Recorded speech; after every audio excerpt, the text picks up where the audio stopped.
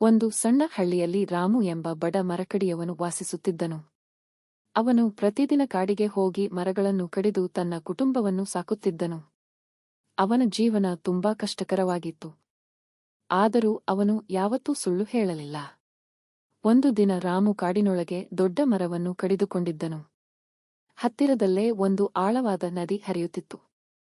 ರಾಮು ಶ್ರಮಪಟ್ಟು ಕೆಲಸ ಮಾಡುತ್ತಿದ್ದಾಗ ಏಕಾಏಕಿ ಅವನ ಕೊಡಲಿ ಕೈಯಿಂದ ಜಾರಿ ನದಿಗೆ ಬಿತ್ತು.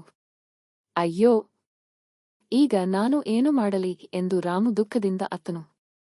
ಅವನ ಬಳಿ ಇನ್ನೊಂದು ಕೊಡಲಿ ಖರೀದಿಸಲು ಹಣವೇ ಇರಲಿಲ್ಲ. ಅವನು ನದಿಯ ತೀರದಲ್ಲಿ ಕುಳಿತು ಅಳಲು ಆರಂಭಿಸಿದನು.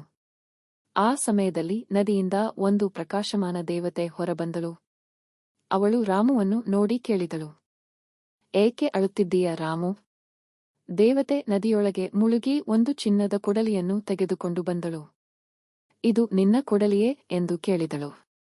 ರಾಮು ಪ್ರಾಮಾಣಿಕವಾಗಿ ಹೇಳಿದನು, ಇಲ್ಲ ದೇವತೆ, ಅದು ನನ್ನದು ಅಲ್ಲ.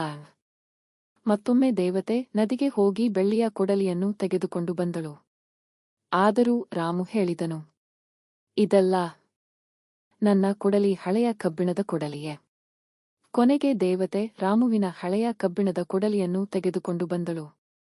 ಅದನ್ನು ನೋಡಿದ ರಾಮು ಸಂತೋಷದಿಂದ ಹೇಳಿದನು, ಹೌದು, ಇದೇ ನನ್ನ ಕೊಡಲಿ. ರಾಮುವಿನ ಪ್ರಾಮಾಣಿಕತೆಯನ್ನು ನೋಡಿ ದೇವತೆ ತುಂಬಾ ಸಂತೋಷಪಟ್ಟಳು. ಅವಳು ಚಿನ್ನದ ಕೊಡಲಿ, ಬೆಳ್ಳಿಯ ಕೊಡಲಿ ಮತ್ತು ಕಬ್ಬಿಣದ ಕೊಡಲಿ ಮೂರನ್ನೂ ರಾಮುವಿಗೆ ಕೊಟ್ಟಳು. ರಾಮು ಸಂತೋಷದಿಂದ ಮನೆಗೆ ಹಿಂತಿರುಗಿದನು.